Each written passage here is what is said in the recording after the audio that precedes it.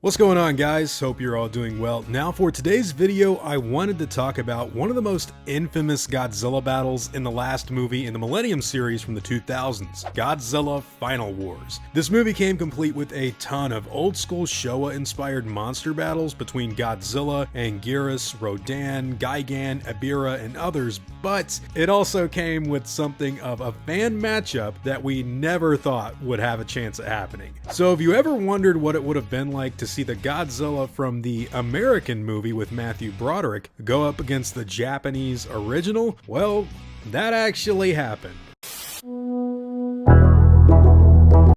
So the way the plot unfolds in the movie, Godzilla Final Wars, is kind of crazy, but stay with me here. The film is more or less a remake of 1968's Destroy All Monsters, only this time featuring Godzilla as the central protagonist instead of just another creature the aliens were able to always control. What they slipped into the movie that is kind of hard to explain is a confrontation between the 1998 American design for Godzilla, which went up against the more traditional looking creature from the Japanese side of the world. And the way they were able to do this was by actually scanning the Trendmasters Godzilla action figure into the computer and creating it with CGI. It was all done the way an American follow-up would have been, only going up against a Godzilla as a guy in a suit from Japan that they usually do. So it's kind of a novel idea. Now, this doesn't mean that the movie is intended to be a sequel to the 1998 movie from America at all, because in the same timeline,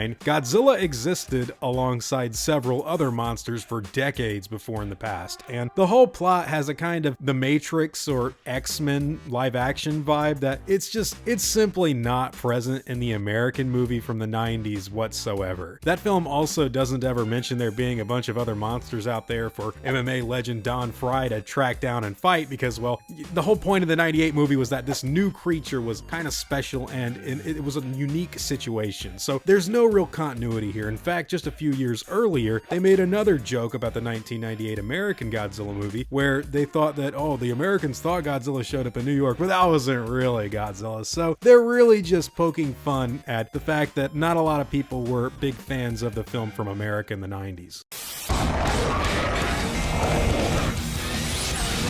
In fact, the actual lore behind what's going on in the movie Final Wars is that they've literally just taken the American look from the 1998 movie and renamed this monster Zilla for their own timeline. I guess they really liked the way he looked, but thought he took the god out of Godzilla. It's such a cheesy sentence, but they really did think this because he got killed by missiles in the American movie and nothing can stop Godzilla in the Japanese movies. But that's always been, it's kind of a weird explanation in my opinion. I know it is factually what the filmmakers technically say is true, but it's kind of odd to compliment how cool something looks while also renaming it for a battle to take place in the same time. Like, it's a positive and a negative, if you know what I mean. I get why they did it, but it's taking the god out of Godzilla. That's such a cheesy thing to say. Anyways, during the movie, a whole bunch of monsters show up all around the world and start attacking major cities. This new monster named Zilla happens to be one of them, and the movie even makes some self-referential jokes about tuna fish revolving the 1998 movie's origins. Either way, I gotta say, I was extremely surprised to see the American Godzilla in this movie when it first came out in the States. I had no idea he was even in it, and when this version of the monster just shows up and starts attacking people, I was kind of blown away because I never thought we'd get to see that design in live action ever again. They even copied the explosive breath that the monster had in the American movie. Anyways, it all boils down to a battle between the East and the West, and it lasts a very short period of time, with the Japanese Godzilla killing the newly named Zilla like immediately. And honestly, it all was pretty cool to see in my own personal opinion, although it is comically ridiculous to look at. I mean, and it's hard to really believe. Like, the American Godzilla is so much faster and more Velociraptor inspired. He like runs and jumps, and the Japanese one just hits him with his tail and blows him up like he would any other monster. Sure, I know that Godzilla from the 98 movie was technically killed by missiles, but this all seems kind of, it's hard for me to wrap my head around at the same time. It's like too easy, but that is part of the joke. In fact, it got me thinking about an actual sequel to the 1998 movie, the one that did come out, where that egg that hatched at the end of the Matthew Broderick film ended up having its own atomic breath that was like green, and it seemed way more durable in comparison to the creature from the first Godzilla movie in America. Now, I really want to see that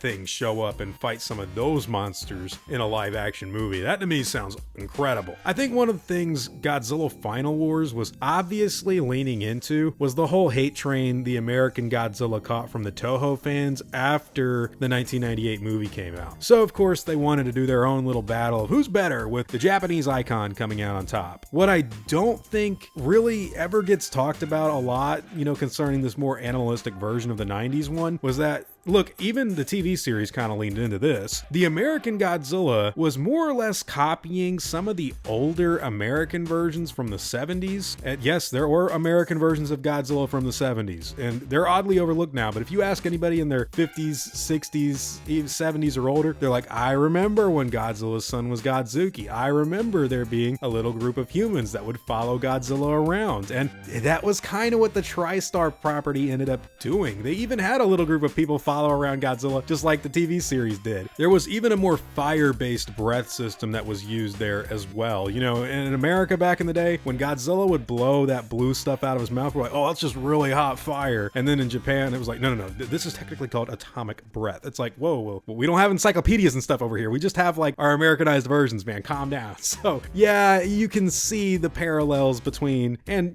discrepancies of the Japanese and American interpretations. Even in Marvel's run on the creature, for the life of me, I don't know why these American adaptations of the Japanese monster go unnoticed. They're a thing. They exist, but they really shouldn't, as far as I'm concerned. I mean, especially when we factor in another American version of the monster. But in short, yep, the Japanese monster obliterated the renamed American one, and it was pretty cool to see in a very cheesy fanfiction sort of way in the 2004 movie. I like the scene. It's just kind of strange. Again, I never thought we would ever get to see the American version of Godzilla show up in a live action series or film after the official sequels to the TriStar movie were canceled. So this was all around a fun treat when I rented Final Wars back in the mid-2000s. I think I may have even looked at the DVD on the back where they've got the little icons of the monsters that are going to be in the movie, and I think I saw Zilla, and I was like, Zilla? What is that? It's another new monster. Like, look, he's like sleek. He looks like he might be the creature from Godzilla vs. King Ghidorah that Godzilla eventually,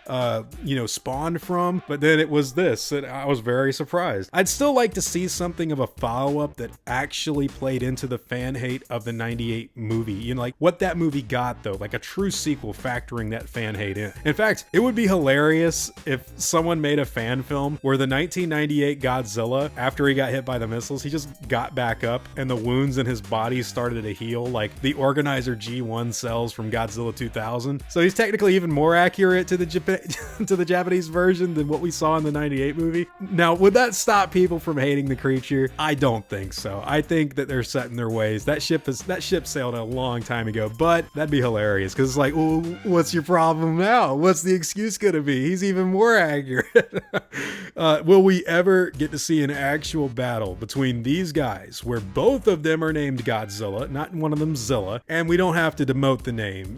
Will we ever see that happen? In the future, I suppose it's possible, but again, I think this little fight was fun enough, and I really just want to see a live action continuation where the monster fights some of those really cool designs from the TV series. I would love to see that told in live action. You could even keep that stuff in canon and just say that he's reached a level of full growth now to where all the stuff happened in the 98 film and the TV series, but now he's fully grown. He's unstoppable, and modern conventional weaponry has no power against him. He just goes about and does stuff like the Japanese one does. But yeah, this battle from the 2004 movie went down years ago, and I was genuinely surprised to see it happen. Pretty cool, but also kind of cheesy in my own personal opinion. I know there's some opinions of Final Wars that range from people really loving it to people really hating it. I just think it's a really cheesy Godzilla movie that was inspired by the Hugh Jackman X-Men stuff and what was going on with Neo from The Matrix. That's literally all I think about that one. But hey, whatever your own thoughts and opinions on the American version of Godzilla going up against the Japanese one happen to be, it really happened. Whatever your opinions are on it, I'd love to hear all about them in the comments down below.